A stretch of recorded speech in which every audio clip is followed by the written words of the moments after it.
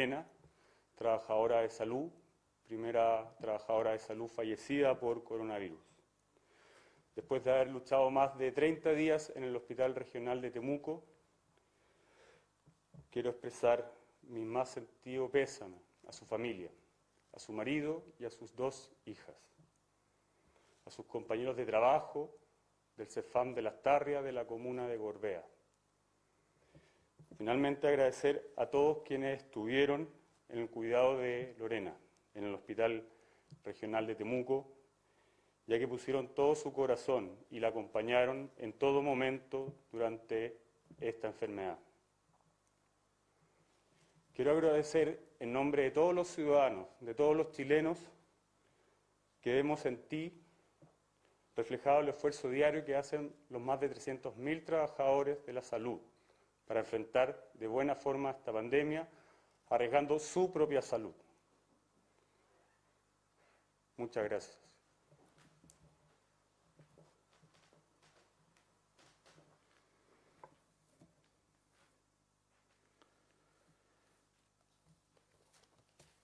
Muy buenos días. Tengo varios temas para comentar en la oportunidad de hoy, así que trataré de ser lo más breve y claro que pueda. Respecto a la evolución de la pandemia en el mundo, la situación sigue siendo extraordinariamente compleja. Tenemos 3.138.000 personas ya con infección comprobada y tenemos que lamentar 217.000, 218.000 casi fallecidos. De las 3 millones de personas con infección por coronavirus, 1 millón está en Estados Unidos, 1/3 de la población total infectada. País que concentra a la fecha 59.266 fallecidos. En el orden mundial siguen Italia, España, Francia, el Reino Unido, Bélgica, que sigue preocupantemente al alza, Alemania, Irán, Brasil, que incluso supera en sus casos a los casos fallecidos en China. En relación a América Latina, ya mencioné la situación de Brasil, donde hay 73.235 casos positivos, de los cuales han fallecido 5.083 personas. Por orden de fallecimiento, le sigue a Brasil Ecuador, Perú, Colombia, Chile y Argentina compartimos 207 fallecidos hasta el día de ayer. Y respecto al número de exámenes por millón de habitantes, que es muy relevante para tratar de entender mejor esta pandemia, el número más alto de exámenes por millón de habitantes lo tiene Chile, con 8.700 exámenes, 8.692 para ser exacto. Le sigue Perú. Perú se ha incorporado hace poco a una estrategia de testeo muy agresivo, lo que se ha traducido, por supuesto, en un mejor diagnóstico de sus casos. Y enseguida Ecuador con 3.487 exámenes por millón de habitantes. Bastante más atrás sigue Argentina y Colombia en este tipo de exámenes. En relación a la evolución de la pandemia en Chile, como mencioné hace pocos días atrás, el comité de expertos que asesora al Ministerio, en el que participan infectólogos, salubristas, epidemiólogos del mejor nivel que podemos tener en el país, con un amplio currículum internacional, ellos han, como recuerdan, propuesto una redefinición de los casos positivos, de los casos que hay que notificar. Y como Ministerio de Salud hemos adoptado 2 de los 3 criterios que ellos han propuesto. El primero es el que hoy día existe, que es el de los pacientes que tienen síntomas respiratorios, dolor torácico, fiebre más de 37,8, secreción bronquial, etc. Y que tienen un examen de PCR al inicio de sus síntomas positivo que demuestra la presencia del virus, de este coronavirus en su árbol bronquial. Y hemos agregado un segundo criterio para decir que una persona tiene que ser notificada como caso de coronavirus en la situación de una persona que se le hace un examen de PCR a pesar, y sale positivo, a pesar que no tenga síntomas. Como hemos ido poniendo en común a lo largo de los días que han transcurrido, cada vez es más evidente que la mayoría de las personas que hacen una infección por coronavirus lo hacen en forma asintomática, sin mostrar síntomas. Y efectivamente ha aparecido un valor nuevo del examen de PCR para señalar que cuando es positivo, a pesar que la persona no tenga síntomas, uno debe notificar ese caso como positivo. Esto quiere decir que, de acuerdo a lo que hemos decidido con el Consejo Experto, el Consejo Asesor, perdón la redundancia, nosotros incorporamos desde el día de hoy 2 tipos de personas o casos notificados como positivos para coronavirus. Y repito, primero, lo que hemos informado siempre, que son los pacientes que tienen síntomas y que tienen un examen de PCR al principio de la enfermedad positivo, y en segundo lugar, y esto es lo nuevo, personas que no tienen síntomas, que probablemente han estado en contacto estrecho con alguien que sí está enfermo y que tienen un PCR positivo. Quiero recordar que en la medida en que hemos expandido el uso de PCR a contactos de personas positivas, la realidad en Chile está siendo concordante con lo informado a nivel internacional. En particular, en las últimas 4 días, se han hecho 920 exámenes de PCR en personas asintomáticas en contacto estrecho con alguien que fue un caso positivo. Y específicamente esto se ha hecho en 2 recintos penitenciarios de la capital, de la ciudad de Santiago, y en algunos hogares, recintos de adulto mayor.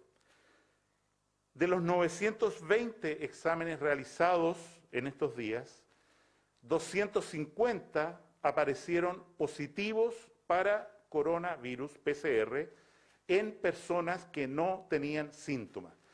Repitiendo, insisto, la estadística más o menos conocida en el mundo, que entre 20 y 25% de las personas que han estado en contacto estrecho con alguien con coronavirus y no desarrolla la enfermedad, en realidad tuvieron el virus en su árbol bronquial, pero a pesar de ello no hicieron síntomas.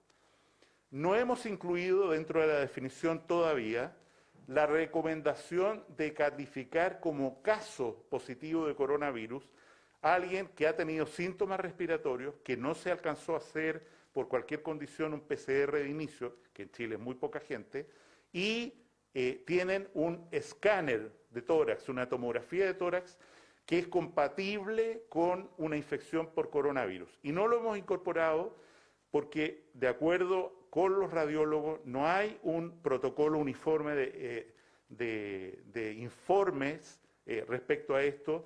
Tampoco existe escáner en todas las localidades y nos parece en ese sentido que todavía no es el momento de incorporar este tercer criterio.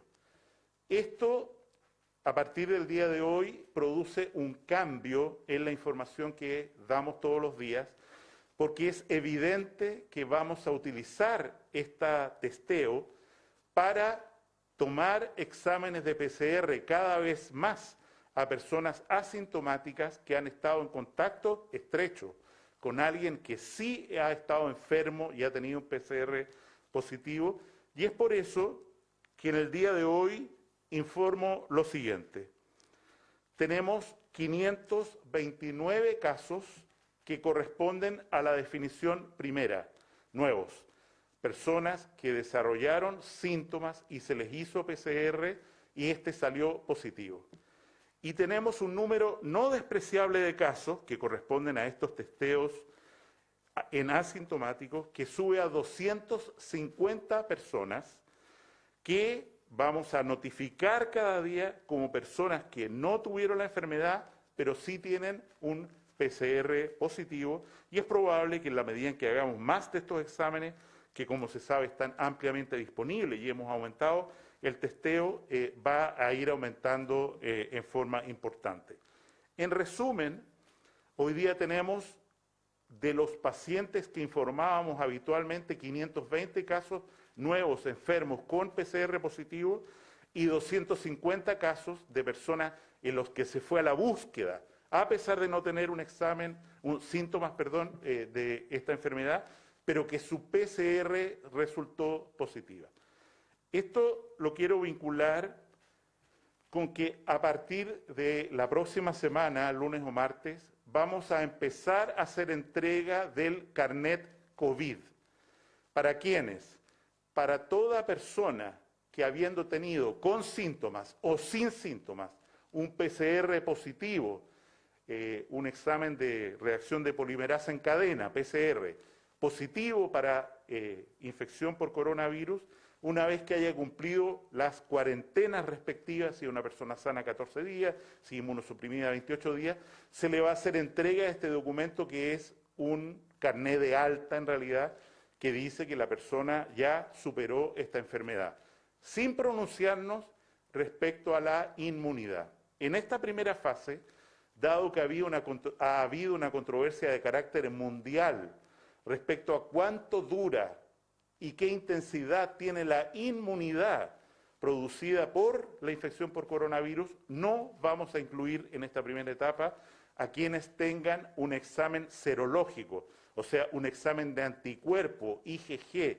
positivo que demuestra a ciencia cierta que tuvo la infección, pero que no podemos decir cuál y no queremos, hasta que esto se aclare a nivel mundial, no queremos pronunciarnos anticipadamente respecto al nivel de inmunidad que esa persona tiene. Repito, a partir de la próxima semana vamos a entregar el carnet COVID a todas aquellas personas que hayan tenido una infección con o sin síntomas, como lo acabo de decir en los números, por coronavirus y que estimamos ya superó su condición.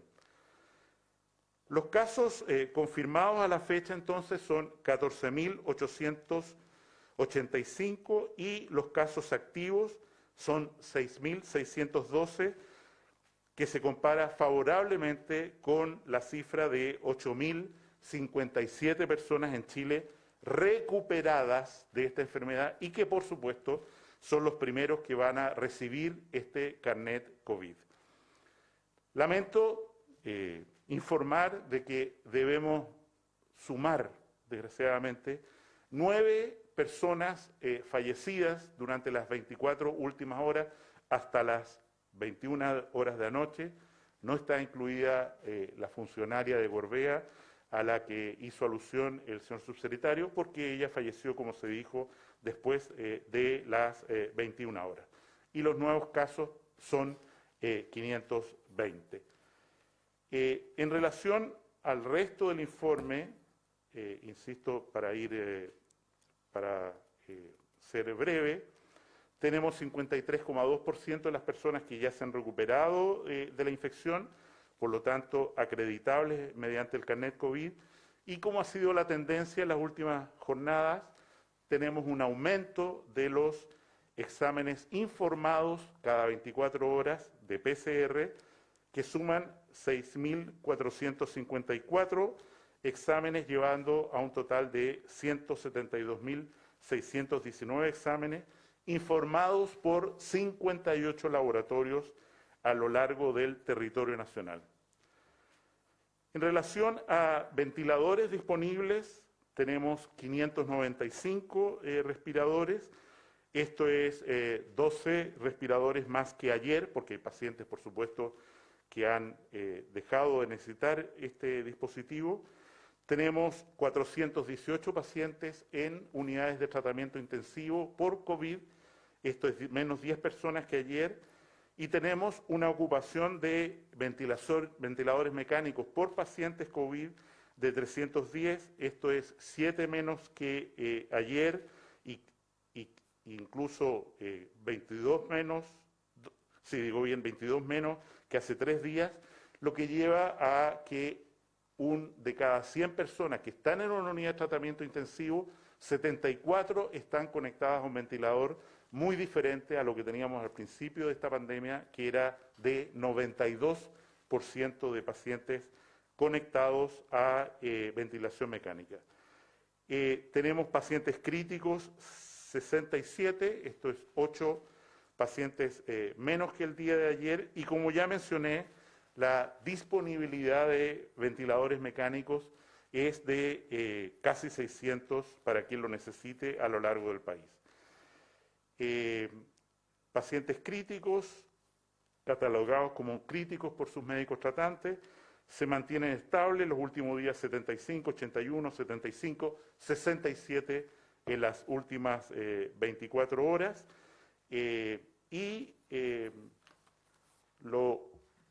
Los últimos puntos a los que quiero hacer referencia son los siguientes.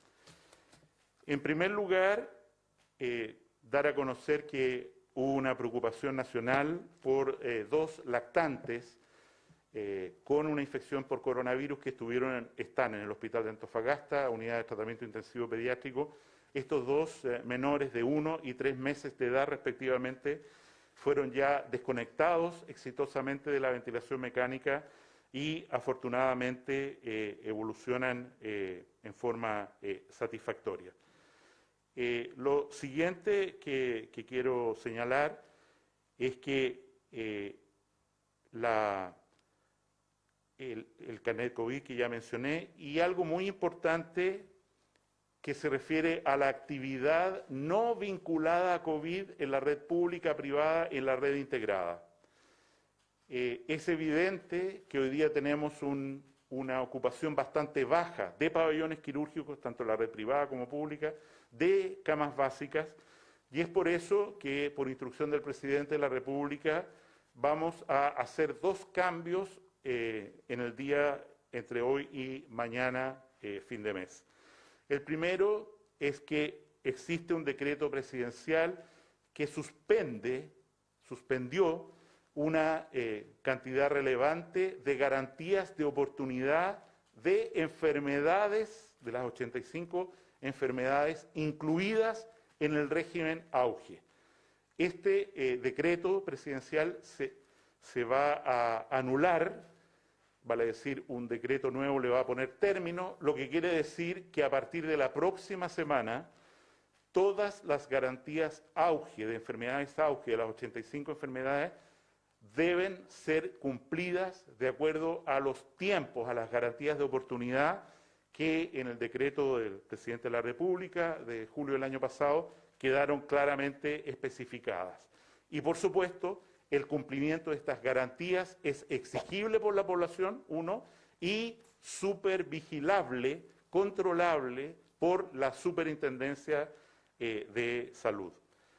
Asimismo, en una circular vinculada a la alerta sanitaria, se instruyó que se dejaran de hacer cirugías electivas en todos los recintos públicos y privados de salud del país. Esta restricción va a ser levantada parcialmente a partir del día de mañana, en el sentido de que aquellas cirugías que sean cirugías mayores ambulatorias o que como máximo tengan una noche de estadía en el hospital, van a volver a hacerse, la limitación va a desaparecer y las personas van a poder recibir el tratamiento quirúrgico que necesitan y por el cual han esperado a veces tanto tiempo, desgraciadamente. Por el momento no se va a autorizar otro tipo de cirugías que pueden implicar ingreso a las unidades de tratamiento intensivo como manejo de la propia cirugía o estadías prolongadas dentro del hospital.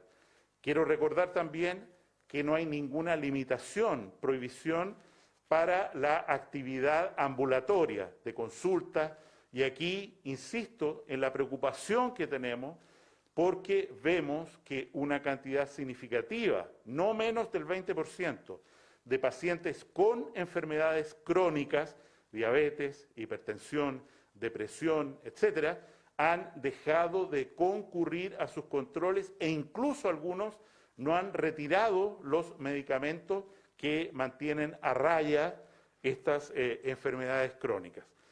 En resumen, vamos a poner término al decreto presidencial que limitaba el cumplimiento de las garantías de oportunidad auge, que las suspendía, y en segundo lugar vamos a autorizar la realización de cirugías mayores ambulatorias que tengan como máximo una noche estadía en el hospital. La Sociedad de Anestesiología de Chile ha elaborado un protocolo que el subsecretario ha operativizado, en el cual, por supuesto, para toda persona que vaya a una cirugía hay determinados cuidados que hay que tener, entre ellos, respecto a lo que mencionaba antes, hacer un PCR para coronavirus por lo menos 48 horas antes para que alcance a estar informado de la cirugía, por precisamente la posibilidad de que una persona que va a una cirugía sea uno de estos casos asintomáticos a los que he hecho referencia. Preguntas. Hola, ministro, ¿cómo está? Buenos días. Preguntarle por el caso de esta funcionaria de la salud que fallece en la región de la Araucanía. Desde el personal que trabajaba con ella dicen que ella estuvo varios días sin saber que tenía la enfermedad y que tampoco estaban los insumos disponibles en el SECOF que ella trabajaba para darle protección al personal con el que laboraba. Incluso resultó, a raíz de la infección que tenía ella, más personal infectado. ¿Qué información manejan ustedes al respecto? Quizás sí hay también ahí una autocrítica respecto a cómo se manejó este caso en esa región, y también aprovecharles de consultar sobre las dudas que surgen de la situación del hospital de San Antonio. ¿Qué pasó con el personal médico? Efectivamente, si renunciaron o no a sus labores. Bueno, en cuanto al caso de Lorena, fue un caso que se contagió fuera de su lugar de trabajo. Fue uno de los primeros casos. Hay que recordar que ella estuvo bastante tiempo hospitalizada y anteriormente había consultado por algunos síntomas propios del coronavirus. Por lo tanto, obviamente, las test de PCR y todo eso que debiese estar, obviamente eso está dentro de lo que es el hospital regional. Nosotros hoy día no tenemos laboratorios en los SECOF del país como para poder realizar PCRs a nivel de atención primaria. En relación a la circulación de una noticia que habría publicado un medio nacional acerca de la renuncia de todos los doctores, de todos los médicos del Hospital San Antonio, la misma dirección del Hospital San Antonio salió a aclarar esa situación, desmintiendo totalmente eso. Por lo tanto, hago un llamado a la calma, a la ciudadanía, a quienes se atienden normalmente en el Hospital de San Antonio, porque sus funcionarios están comprometidos para poder atenderlos, especialmente en una situación de pandemia como la que estamos viviendo en este minuto. Subsecretario, ministro, buenos días. La pregunta va en todo caso para la subsecretaria de Salud, Paula Daza, con respecto a las comunas que están en cuarentena y específicamente con las comunas de Santiago y Ñuñoa, que entraron nuevamente en este periodo de 7 días, van a cumplir la próxima semana 40 días de cuarentena. La pregunta es finalmente por los criterios para decidir eso y básicamente porque ayer usted comentaba que, por ejemplo, ha habido un exceso de permisos en estas comunas. Entonces, ¿es ese el criterio? Si se puede hacer una mayor fiscalización, si se van a reducir la cantidad de permisos en estas comunas que siguen con contagios activos, y particularmente en Ñuñoa, el alcalde hoy en una entrevista en La Tercera decía que no se le ha entregado a ellos los criterios que se están tomando. Si podemos profundizar con lo que pasa en Ñuñoa y Santiago. Cedo la palabra a la subsecretaria Paula Daza. Con respecto a ambas comunas, primero que nada decir que efectivamente ambas comunas llevan más de un mes en cuarentena. Los criterios tanto para implementar la cuarentena en una comuna como para sacar la comuna de cuarentena, uno de los criterios más importantes es que la incidencia, es decir, el número de casos nuevos, disminuya en esas comunas. Lo que hemos visto tanto en la región, en la comuna de Ñuñoa como en la comuna de Santiago, es que esto no ha pasado. Por eso aquí lo más importante, más allá de todas las medidas que tome la autoridad para restringir el flujo de personas en la calle, porque sabemos que la medida que tiene un impacto es que las personas no circulen en la calle, especialmente en estas comunas donde hay una cuarentena estricta, y que los permisos, que las salidas a la calle sean absolutamente excepcionales. Es por eso que en el día de ayer la subsecretaria de Prevención del Delito ha fortalecido, es decir, ha restringido aún más los permisos que se están dando para disminuir el flujo en aquellas comunas que están con cuarentena. Sabemos que la cuarentena, una de las medidas más estrictas que tenemos para poder contener el virus, coronavirus. Y por lo tanto es tremendamente importante que las personas lo cumplan, porque para poder disminuir esta curva, sobre todo en esas comunas que llevan tantos días con cuarentena, con todos esos efectos negativos que le hemos comentado, salud mental, no poder salir a la calle, no poder compartir, es fundamental que todos los ciudadanos que están en esas comunas cumplan con estas medidas y que los permisos sean solicitados en forma absolutamente excepcional. Esperemos que con esta restricción disminuyan en forma importante los permisos, pero aquí la responsabilidad individual de las personas es fundamental.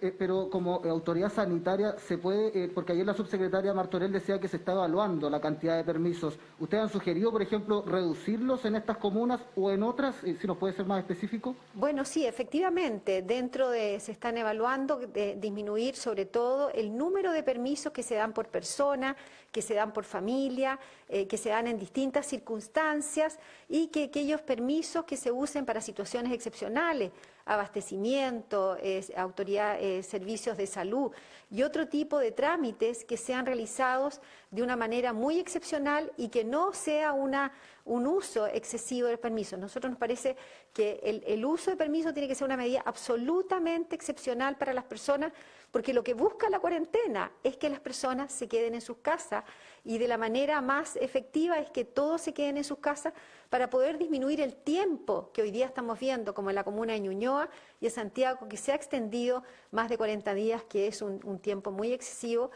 y que produce un efecto, sabemos, que negativo en las personas. Muy buenos días. Primero quisiera pedirles precisar sobre esta diferenciación que se va a hacer en los casos. Hay 520 casos nuevos que suman entonces el total de 14.885 y quisiera pedirles si puede precisar sobre estas 250 personas asintomáticas, entonces se va a empezar a dar un registro diario aparte de los casos totales. Y la pregunta que teníamos planteada inicialmente es sobre el concepto de meseta que se ha estado hablando en los últimos días. Si se puede profundizar sobre ese concepto, cómo va a cambiar la estrategia también del manejo de la pandemia este concepto, y también si es que consideran estimaciones, por ejemplo, de la Universidad de Singapur, que proyecta una importante baja en el virus para junio y de hecho una retirada completa para el mes de octubre. Voy a dejar al ministro para que responda.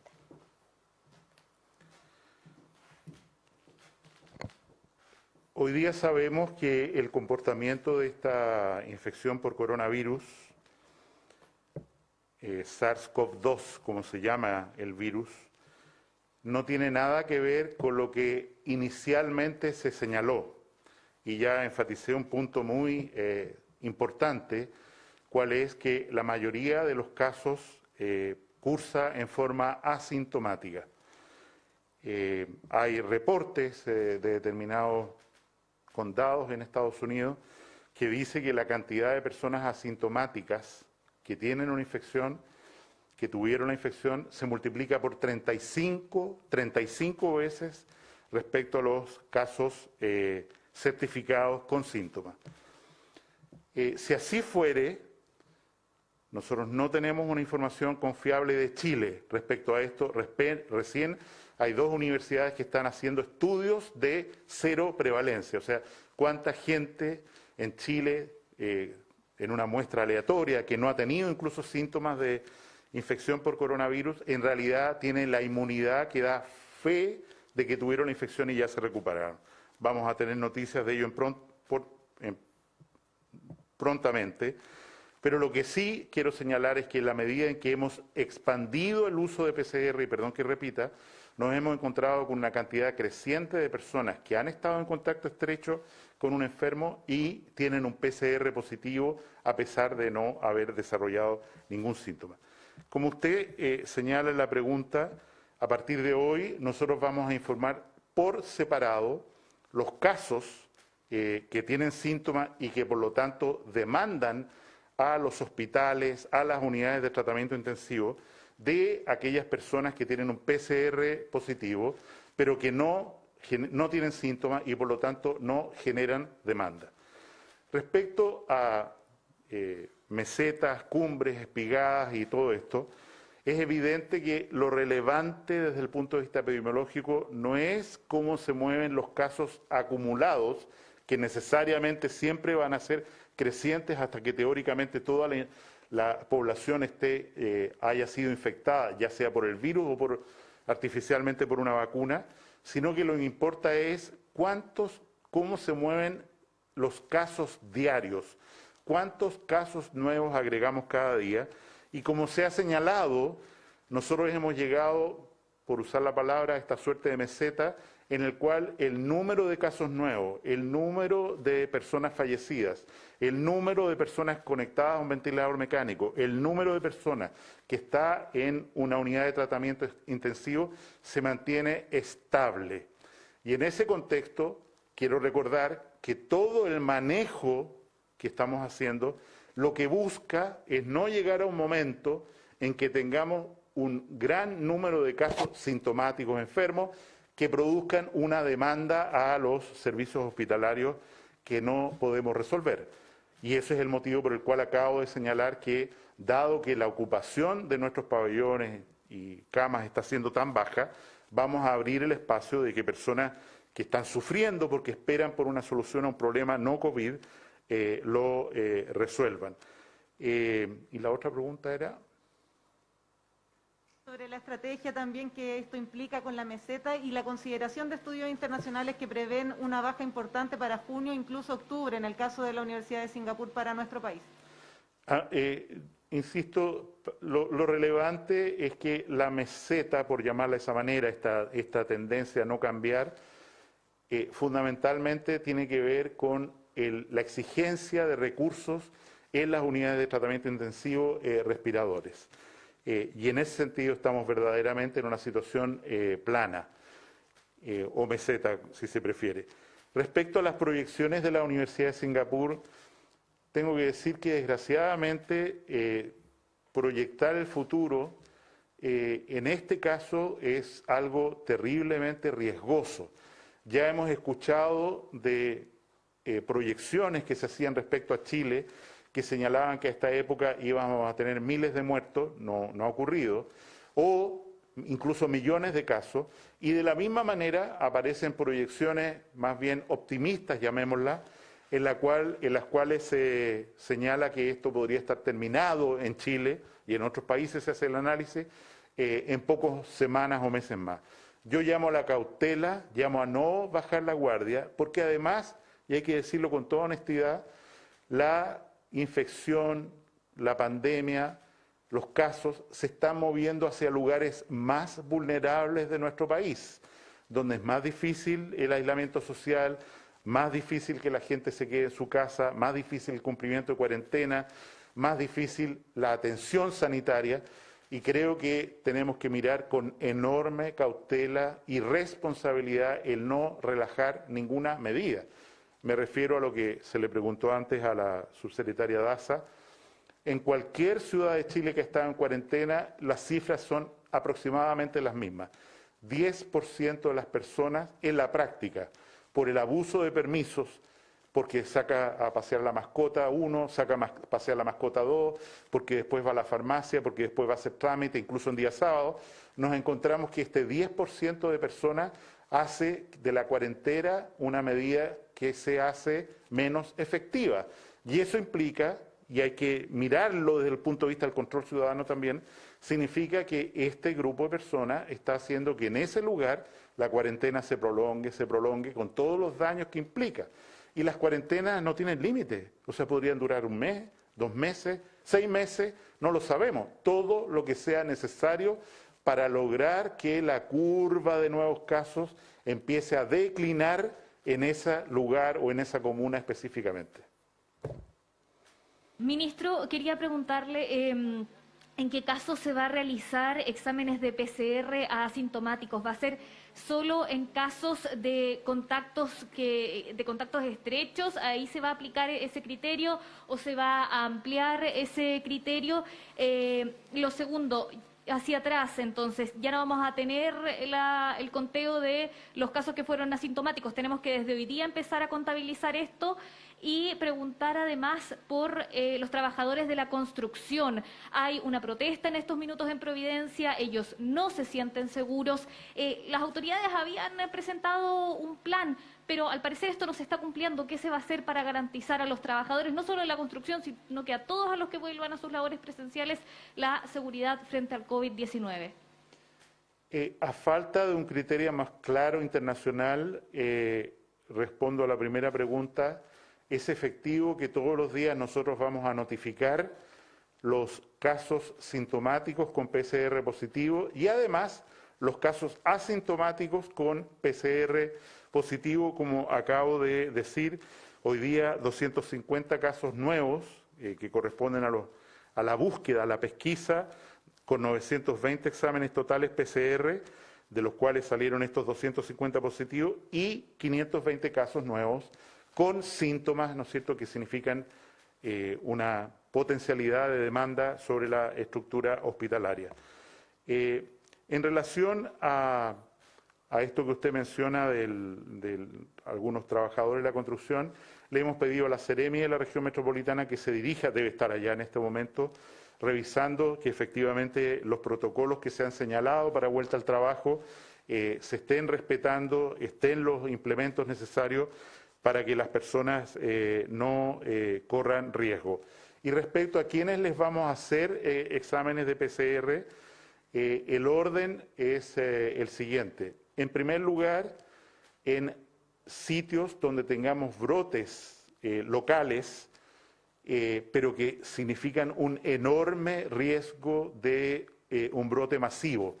Y el ejemplo más claro lo constituyen los recintos carcelarios y los hogares, residencias de adulto mayor. Vale decir, tal como ha ocurrido en la cárcel de Puente Alto, todos los gendarmes, todos los internos van a ser testeados con PCR. ¿Por qué? Porque eso genera una conducta concreta, que es que los pacientes o personas que resulten positivas para PCR van a un lugar de aislamiento y las que resultan negativas van a otro sitio que está fuera, no quiero dar detalles, fuera del penal de Puente Alto, para que hagan una cuarentena y no se enfermen, no se contagien, mientras, ¿no es cierto?, el brote de la cárcel. En segundo lugar, insisto, primero, recintos con mucha densidad de personas, donde puede haber un brote con implicancias colectivas muy grandes. En segundo lugar, los trabajadores de la salud. Nosotros tenemos hoy día cerca de 2.000 trabajadores de la salud que están en cuarentena preventiva, en un orden de 720 casos que siguen activos.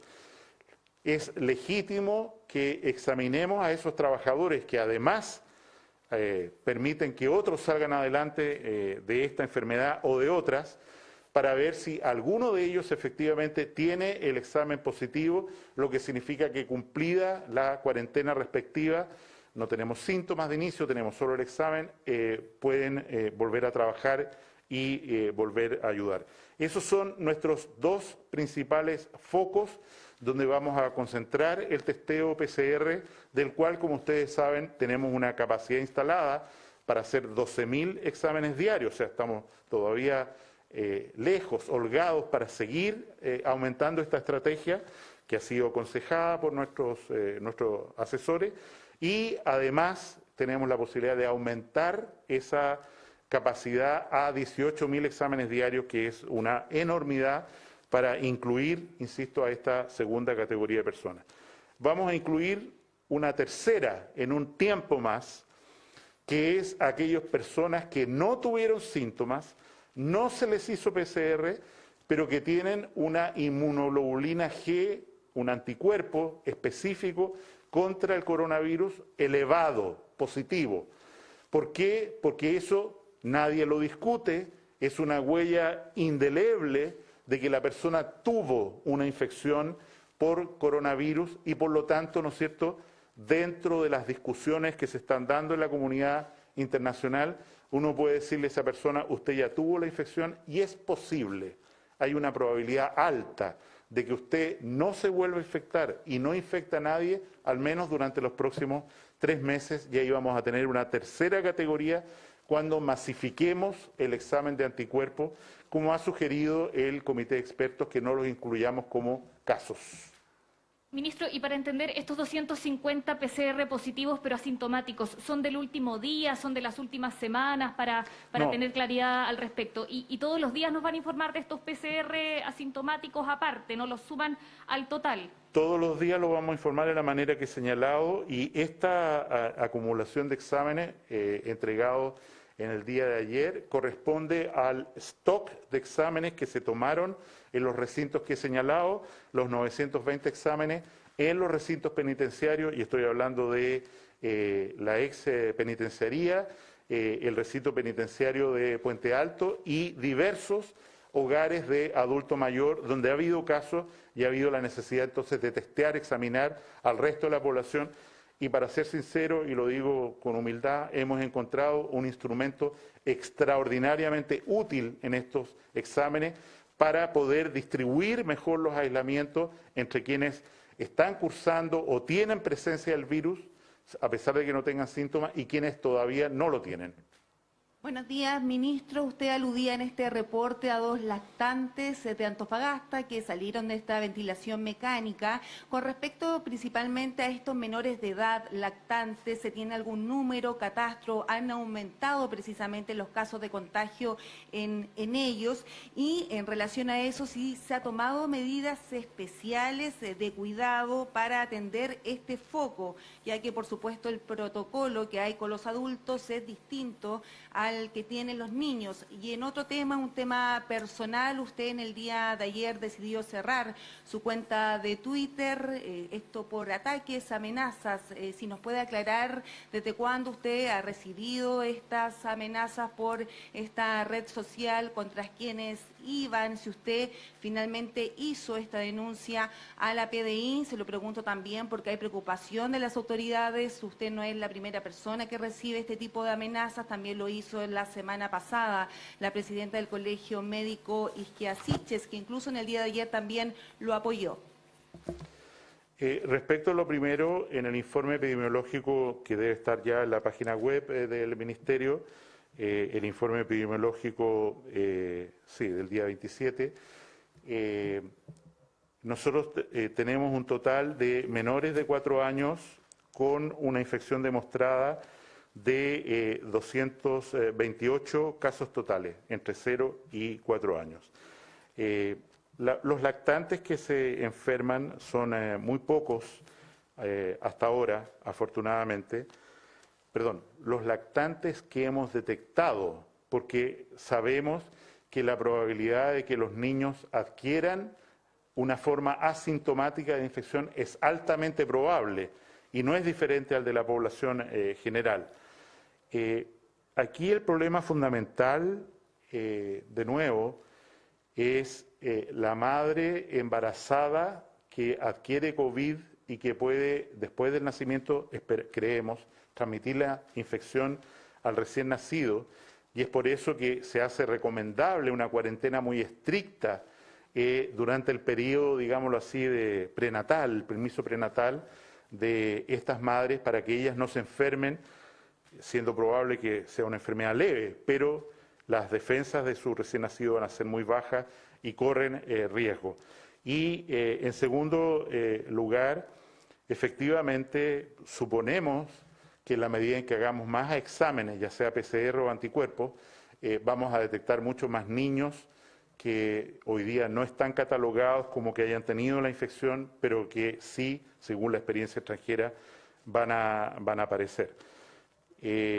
Respecto al tema del Twitter, prefiero no referirme, a un tema personal, y lo que sí quiero señalar es que en el día de hoy se renueva otra medida que se renueva cada semana, que es el cierre de fronteras. El acceso a Chile a través de sus fronteras puede hacerse solo para quienes son extranjeros y tienen una residencia comprobada en el país, o para chilenos que están residiendo fuera, están viajando y que desean volver a Chile. Para ellos las fronteras de Chile están abiertas, pero para todo el resto de y tienen que hacer cuarentena igual de 14 días, estos nacionales o extranjeros con residencia, pero el resto no puede ingresar a nuestro país hasta que esta medida, que se renueva el día de hoy, insisto, del cierre de fronteras, se levante. Muchas gracias por su interés y preguntas, y nos estamos viendo.